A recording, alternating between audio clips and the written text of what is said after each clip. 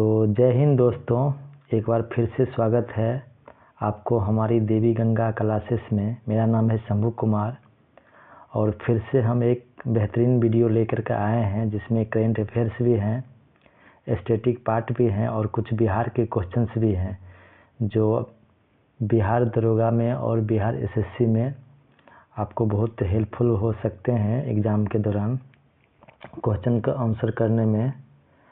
तो चलिए एक बार फिर से वीडियो को आप लोग लाइक करते रहिए और चलिए फिर से एक बार क्वेश्चन का आंसर अपने मन में सोच के रखिए और बताइए कि सही आंसर क्या हो सकता है। तो चलिए पहला क्वेश्चन क्या है, भारत के राष्ट्रपति को कौन राष्ट्रपति पद की शपथ दिलाता है? ऑप्शन ए है प्रधानमंत्री, ऑप्शन बी है उपराष्ट्रपति, ऑप्शन सी है मुख्य न्यायाधीश या ऑप्शन डी है चुनाव आयोग।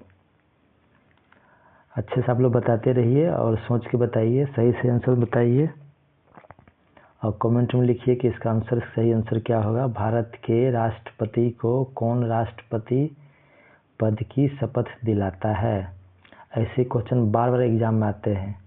तो भारत के राष्ट्रपति को भारत के जो मुख्य न्यायाधीश होते हैं, सुप्रीम कोर्ट के मुख्य जज, वो राष्ट्रपति को उनके पद की शपथ दिलाते हैं। तो इसका सही आंसर क्या हो जाएगा? इसका सही आंसर सी हो जाएगा। और जो न्यायाधीश होते हैं उनको अपने पद की शपथ राष्ट्रपति दिलवाते हैं और उपराष्ट्रपति को राष्ट्रपति ही पद की शपथ दिलवाते हैं। चलिए आगे बढ़ते हैं नेक्स्ट क्वेश्चन पर। नेक्स्ट क्वेश्चन है दूसरा, अब है ज्योग्राफी से संबंधित प्रश्न। बांदीपुर नेशनल पार्क भारत के किस राज्य में स्थित है? बांदीपुर नेशनल पार्क भारत के किस राज्य में स्थित है? ए ऑप्शन है मध्य प्रदेश, बी है कर्नाटका, सी है राजस्थान, डी है पश्चिम बंगाल। आप लोग सोच करके अपने मन में सोच के रखिए, फिर मैं इस क्वेश्चन का आंसर बताता हूँ। तो इस क्वेश्चन का आंसर क्या है? जो बांदीपुर नेशनल पार्क है वो भारत के कर्नाटक राज्य में स्थित है। बांदीपुर नेशनल पार्क भारत के कर्नाटक राज्य में स्थित है। और कर्नाटक में क्या चीज़ के लिए प्रसिद्ध है? जैसे कि कर्नाटक में सबसे ज़्यादा नारियल का उत्पादन होता है, सबसे ज़्यादा हाथी पाया जाता है कर्नाटक में। और ये सब एक प्रसिद्ध चीज़ सब जो है ये सब बताया जाता है। वहाँ पर चाय भी होती है और कॉफ़ी भी बहुत ज़्यादा होती है। सबसे ज़्यादा कॉफ़ी भारत में कर्नाटक में ही होती है। तो आप लोग इतना क्वेश्चन ये सब याद रखेंगे। चलिए अगला क्वेश्चन पे, क्वेश्चन नंबर 3 है, इनमें से किस एक राज्य की सीमा म्यांमार से नहीं लगती है? अब ये भी ज्योग्राफी का क्वेश्चन है लेकिन अब ये बॉर्डर से रिलेटेड हो गया। इनमें से किस एक राज्य की सीमा म्यांमार से नहीं लगती है? अब देखिए म्यांमार से लगती है 4 स्टेट।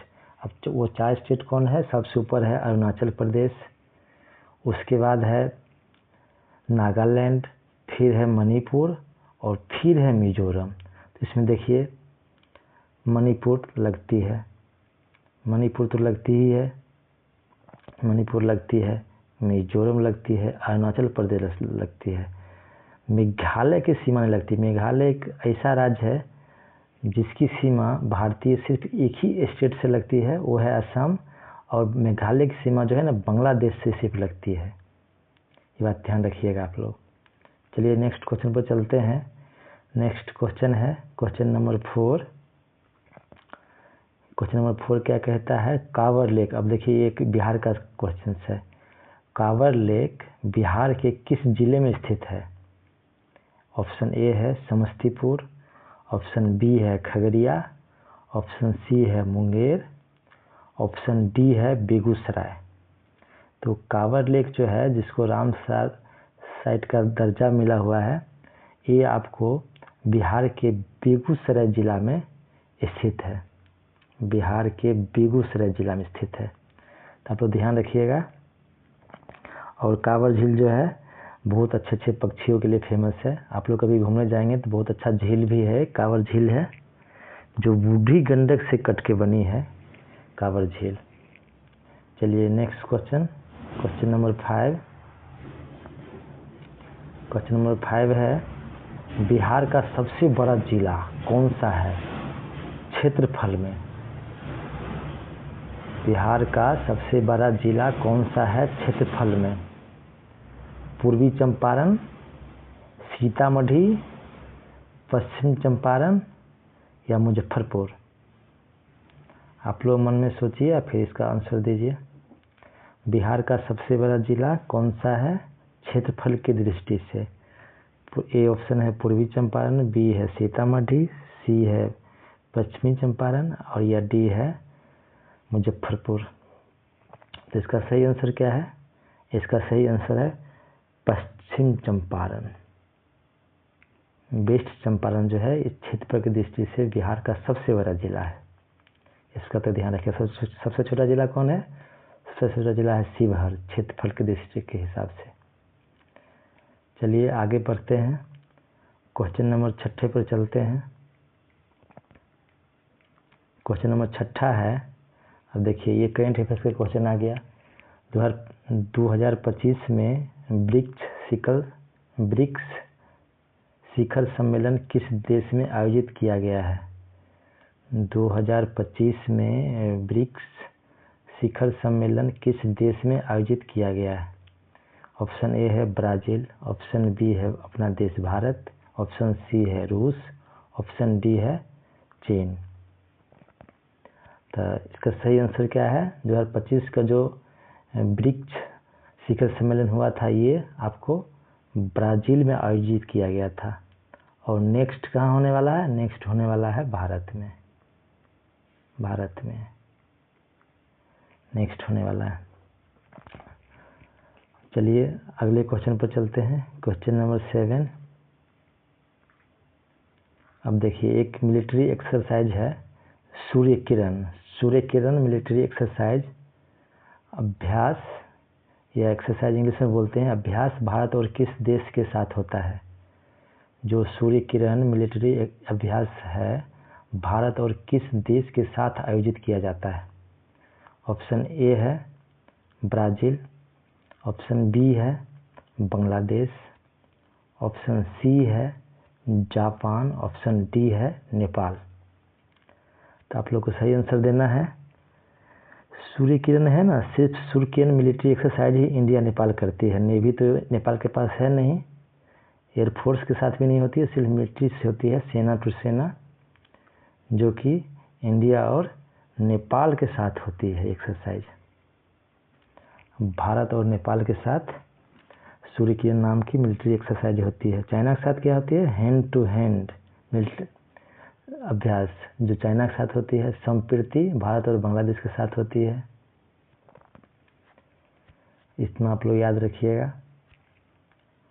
चलिए नेक्स्ट क्वेश्चन पर चलते हैं। नेक्स्ट क्वेश्चन हमारा है क्वेश्चन नंबर 8,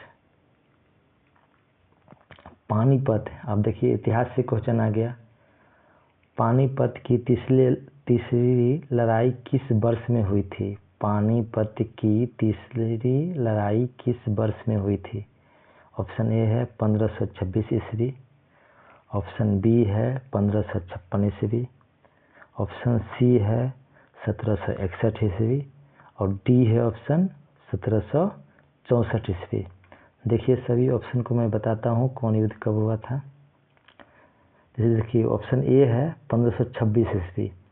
1526 ईस्वी में मुगल साम्राज्य का स्थापना हुआ था, जब बाबर ने इब्राहिम लोदी को पानीपत की फर्स्ट लड़ाई में हराया था, तब हुआ था ये पहला पानीपत की लड़ाई। दूसरा कब हुआ था? जब बाबर ने हेमू को हराया था 1556 ईस्वी में, जब अकबर ने हेमू को हराया था 1556 ईस्वी में, तब दूसरी पानीपत की युद्ध हुई थी। और तीसरी लड़ाई हुई थी जो 1761 ईस्वी में हुई थी। 17 मराठा और अहमद शाह अब्दाली के बीच में हुई थी। तो पानीपत की तीसरी लड़ाई किस वर्ष में हुई थी? तो ये 1761 ईस्वी में लड़ी गई थी। जिससे मराठाओं की हार हुई थी। और 1764 में आपको बक्सर का युद्ध हुआ था, ये बात याद रखिएगा। चलिए नेक्स्ट क्वेश्चन पे चलते हैं। नेक्स्ट क्वेश्चन हमारा है, भारत में लोदी वंश की स्थापना किसके द्वारा की गई थी? ऑप्शन ए है बहलोल लोदी, बी है सिकंदर लोदी, सी है इब्राहिम लोदी, या डी है इनमें से कोई नहीं। आप जरा सोच कर आंसर देंगे। इब्राहिम लोदी तो पानीपत के फर्स्ट युद्ध में बाबर के हाथों हार करके मारा गया था, वो तो लास्ट रूलर हो सकता है, बादशाह। और जो भारत में लोदी वंश की जो स्थापना हुआ था वो बहलोल लोदी के द्वारा किया गया था,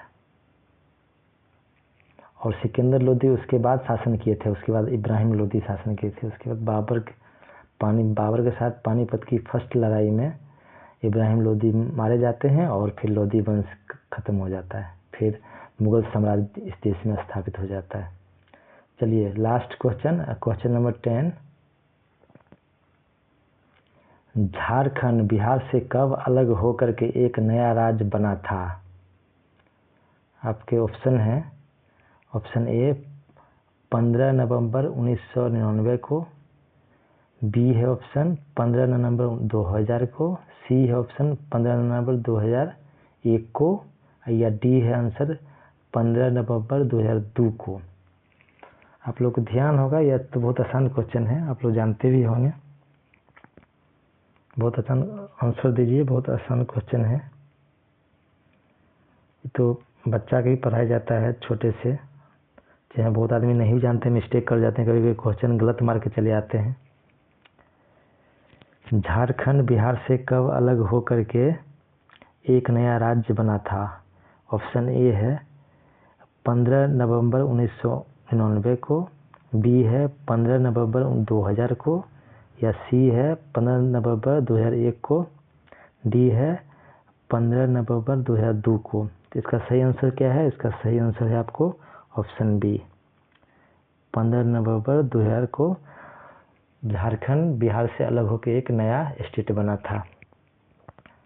तो इसी के साथ मेरा ये वीडियो का चैप्टर समाप्त होता है। और आप लोग को वीडियो अच्छा लगा हो तो लाइक करते रहें, सब्सक्राइब कर लें, ताकि आपको आने वाले आगे वीडियो जो मैं बहुत जल्द डेली 1-2 वीडियो अपलोड करता हूँ आप लोग को मिलता रहेगा। और आपको बिहार दरोगा, बिहार सिपाही और बिहार SSC CGL, चाहे फिर रेलवे की एग्ज़ाम हो, SSC GD हो, उसमें आपको बहुत ज़्यादा हेल्पफुल होंगे और बहुत आपको मदद करेंगे क्वेश्चन को सॉल्व करने में। और आप लोग मुझे एक आंसर का जवाब देंगे कि झारखंड किस राज्य से अलग होकर एक नया राज्य 2000 में ही बना था, ये ज़रा मुझे बता देंगे कमेंट सेक्शन में। चलिए, थैंक्स फॉर वॉचिंग।